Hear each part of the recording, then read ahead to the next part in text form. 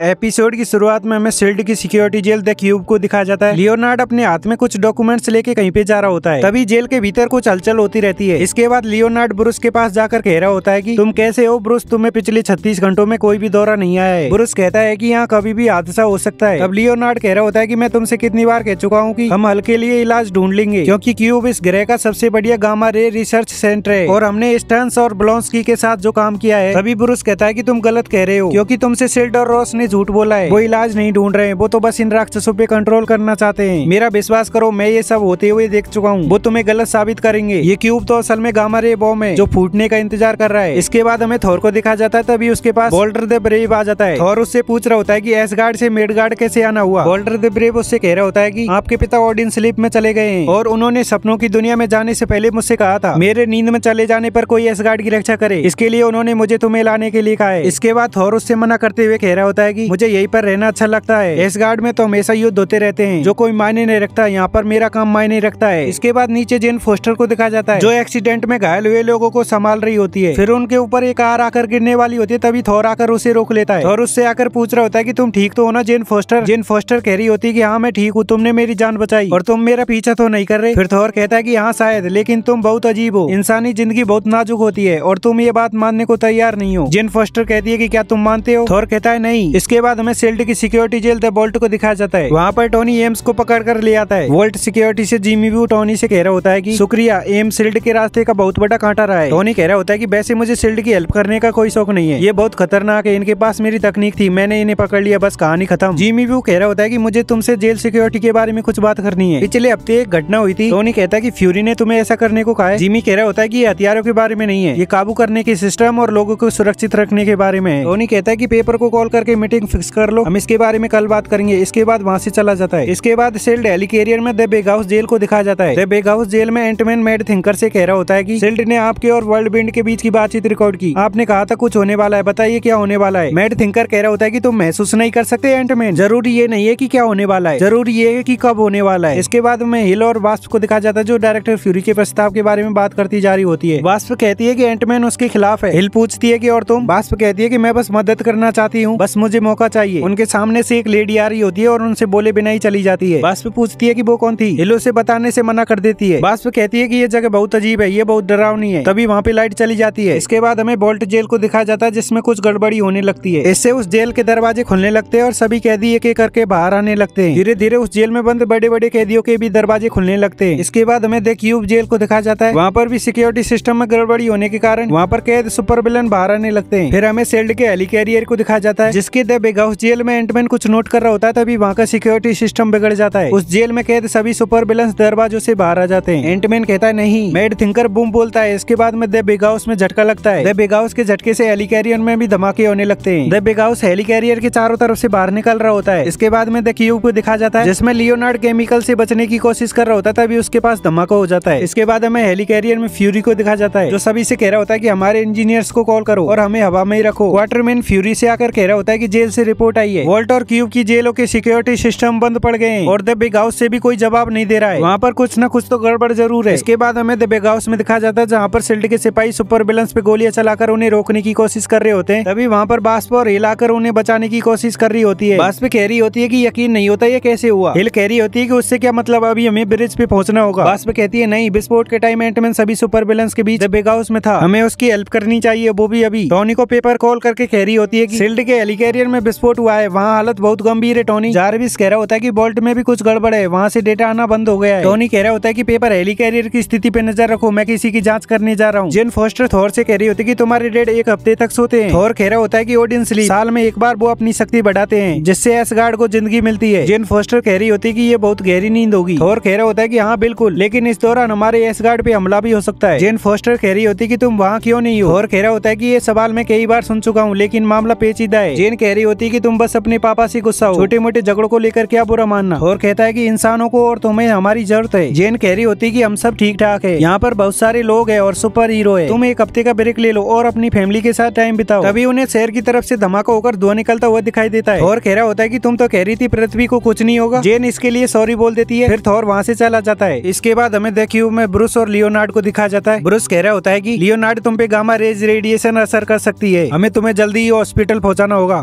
Leonard कह रहा होता है कि तुम सही थे, सारे कैदी भाग चुके हैं, हम बड़ी मुसीबत में हैं। इसके बाद ब्रूस कह रहा होता है कि तुम्हें मेरी मदद करनी होगी क्योंकि हल्क हमारी आखिरी उम्मीद है। इसके बाद लियोनार्ड बड़ी मुश्किल से ब्रूस की हेल्प कर पाता है। इसके बाद कुछ सुपर विलन्स दरवाजे तोड़ के बोल्ट के हथियारों को चोरी करने आ जाते हैं। तभी वहाँ पर एरोमैन आकर उन्हें रोक रहा होता है। इसके बाद हेलिकैरियर के दिव्य हाउस में बास्प एंटमैन की मदद करने आ जाती है। एंटमैन अंदर सुपर विलन से लड़ रहा होता है तथा दिव्य हाउस के सिपाही उन्हें रोकने की कोशिश कर रहे होते हैं, लेकिन वो उन पे भारी पड़ जाते हैं। एंटमैन भी सुपर विलन से लड़ रहा होता है, तभी हेलिकैरियर भी नीचे पानी में गिर जाता है। इसके बाद हमें बोल्ट में दिखाया जाता है जहाँ पर सभी कैदी भाग रहे होते हैं। एरोमैन बिप्लेस को रोकने की कोशिश कर रहा होता है, तभी आयरन मैन वहाँ पे आके कह रहा होता है कि बिप्लेस और एरोगाइज अलविदा दोस्तों। फिर वो उन पे हमला कर देता है। तभी आयरन मैन पे सुपर विलन्स हमला कर देते हैं, जिससे वो नीचे गिर जाता है। फिर सुपर विलन्स आके कह रहे होते हैं कि उठो स्टार्क, अभी तो बहुत कुछ बाकी है। टोनी कह रहा होता है कि हम सभी जानते हैं कि इस लड़ाई में सुपर विलन्स ही हारेंगे। तभी वो हमला कर देते हैं। इससे टोनी के आर्मर को नुकसान होता है। टोनी कह रहा होता है कि मेरा अंदाजा गलत लग गया। क्रिम्सन डायनामो उसे उठाकर कह रहा होता है कि मैंने इसके लिए बहुत वेट किया है। फिर टोनी कह रहा होता है कि ये तो मुसीबत हो गई। जारविस शील्ड फ्रीक्वेंसी को हैक करो, सबको बाहर निकलने के लिए कहो। मैं चाहता हूँ कि सारे शील्ड एजेंट बोल्ट से बाहर आ जाए। हेलिकैरियर में निक फ्यूरी से एजेंट इलाके कह रही होती है कि बिग हाउस पूरी तरह से टूट चुका है और जेलों में एक भी कैदी नहीं है। फ्यूरी उससे कहता है कि बिग हाउस के बारे में भूल जाओ, हमें सिर्फ राफ्ट पे ध्यान देना है। इसके बाद हमें शील्ड की चौथी जेल राफ्ट को दिखाया जाता है। इस जेल में भी कुछ हलचल होती रहती है, जिसमें कुछ कैदी भागने की कोशिश कर रहे होते हैं। फिर हमें सबसे खतरनाक सुपर विलन को दिखाया जाता है जो भागने की कोशिश कर रहा होता है। इसके बाद हमें जैक्स और ब्रूस को दिखाया जाता है। वहाँ पर ब्रूस गामा रेज रेडिएशन के असर से हल्क में बदल जाता है। इसके बाद ब्लोंस्की और उसके साथियों को दिखाया जाता है, जहाँ पर ब्लोंस्की कह रहा होता है कि मुझे दिख रहा है कि यहाँ क्यूब में जो कुछ भी हुआ ठीक वैसा ही बाकी जिलों में भी हुआ है। फिर एब्जॉर्बिंग मैन कह रहा होता है कि हाँ ये अजीब तो है, तो क्या हम सभी यहाँ से बाहर निकले। ब्लोंस्की उससे मना कर देता है और कहता है कि यही तो वो जगह है जहाँ से मैं दुनिया बदलूंगा। फिर वो हल्क से निपटने के लिए उन दोनों को भेज देता है। इसके बाद एजेंट जिमी भी टोनी से कह रहा होता है कि सारे शील्ड एजेंट बोल्ट से बाहर आ गए, तुम भी बाहर आ जाओ टोनी। फिर टोनी उससे कहता है कि कोशिश कर रहा हूँ। सुपर विलन्स टोनी को पकड़कर मार रहे होते हैं। सुपर विलन्स कह रहा होता है कि मुझे याद है टोनी, जब तुमने मुझे जेल में डाला था। टोनी उससे कहता है कि अंदाजा लगाने दो, बातें करके मुझे बोर कर दोगे। फिर सुपर विलन्स टोनी के सूट को नुकसान पहुंचा रहे होते, तभी एरोमैन आके उन पे हमला कर देता है। टोनी जारविस से कह रहा होता है कि सारे बोल्ट सिस्टम अपने काबू में करो। फिर टोनी एरोमैन की तरफ देख रहा होता है, तभी जारविस कहता है कि हो गया। टोनी जारविस से कहता है कि बोल्ट को बर्बाद करना शुरू करो। जारविस उल्टी गिनती शुरू कर देता है। सुपर विलन्स टोनी को पकड़ने की कह रहे होते हैं, लेकिन वो तेजी से ऊपर चला जाता है। इसके बाद बोल्ट में धमाके होने लगते। टोनी कैसे भी करके उससे बाहर निकल आता है। टोनी पास के पहाड़ पे ही गिर जाता है और बोल्ट में तेजी से धमाका हो जाता है। टोनी जारविस से अपडेट मांग रहा होता है, तभी जारविस कह रहा होता है कि शील्ड कम्युनिकेशंस के मुताबिक बाकी जेलों का हाल भी बुरा है। फिर टोनी उससे कहता है कि मुझे अब नए आर्मर की जरूरत पड़ेगी। फिर हमें एंटमैन को दिखाया जाता है, जहाँ पर सुपर विलन्स उसकी धुलाई कर रहे होते हैं। तभी वहाँ पर बास्प आके उसे बचा ले जाती है। बास्प पूछ रही होती है कि तो कैसा रहा आज का दिन। एंटमैन कहता है कि बहुत बुरा, और मुझे नहीं लगता कि ये सब अभी खत्म हुआ है। इसके बाद क्यूब में हल्क लियोनार्ड को बचाने की कोशिश कर रहा होता है। हल्क क्यूब की दीवार तोड़ देता है। तभी अबोमिनेशन आकर हल्क को रोक लेता है। फिर अबोमिनेशन और हल्क आपस में लड़ रहे होते हैं। अबोमिनेशन हल्क को उठा के दीवार के पास फेंक देता है। तभी अब्जॉर्बिंग मैन हल्क को पकड़ लेता है। हल्क उन दोनों के पास से छूट के दूर आ जाता है। हल्क उन दोनों के ऊपर दीवार गिरा देता है। फिर हल्क क्यूब से लियोनार्ड को लेकर निकल जाता है। अब्जॉर्बिंग मैन और अबोमिनेशन हल्क का पीछा करने की कह रहे होते हैं, लेकिन ब्लोंस्की उनसे मना कर देता है। ब्लोंस्की कह रहा होता है कि हल्क को जाने दो, अब हमें और काम करने हैं। इसके बाद हमें हेलिकैरियर को दिखाया जाता है जो पानी में डूब रहा होता है। फ्यूरी और उसके एजेंट हेलीकॉप्टरों से बाहर आ जाते हैं। फ्यूरी एजेंट हिल से कह रहा होता है कि मेरे वापस आने तक तुम डायरेक्टर हो, लोगों को बचाने की और दुश्मनों को रोकने की कोशिश करना, मैं राफ्ट से खबर देता रहूंगा। एजेंट हिल पूछती है कि राफ्ट के कैदी छूट गए हो तो। फ्यूरी कहता है कि तो हिल तुम शील्ड की नई डायरेक्टर बन जाओगी। इसके बाद फ्यूरी और उसके एजेंट राफ्ट पर चले जाते हैं। फ्यूरी उनसे कह रहा होता है कि सभी ध्यान से सुनो, पहले गोली मारना फिर सवाल पूछना। तभी राफ्ट की जेल को वहाँ के सुपर विलन समुद्र से निकाल कर ऊपर ले जा रहे होते हैं। ये सब देखकर शहर के लोग चौंक जाते हैं और डर जाते हैं। फ्यूरी वहाँ के सुपर विलन्स ग्रेविटॉन को देखकर कह रहा होता है कि अभी मिशन रोक दो, सभी यहाँ से निकलो। ग्रेविटॉन फ्यूरी को रोककर अपने पास उठाकर ले आता है। फ्यूरी उस पे गन चला रहा होता है, तभी वो उसकी गन भी फेंक देता है। फ्यूरी उससे कहता है कि तुम ग्रेविटॉन। इसी के साथ ये एपिसोड एंड हो जाता है।